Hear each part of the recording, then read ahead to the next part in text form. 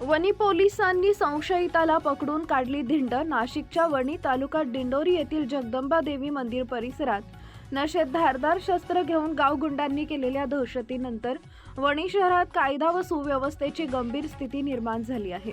8 ते 10 युवकांनी मंदिर परिसरात आरडाओरडा शिवीगाळ करत उच्छाद माजवला।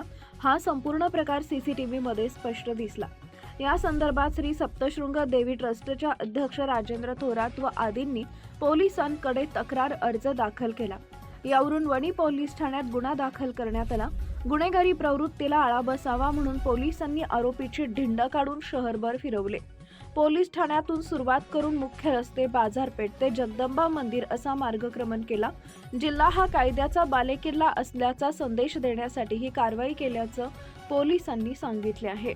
दिंडोरी वृत्तांत न्यूज मुख्य संपादक सुरेश सुरासे, वणी, दिंडोरी।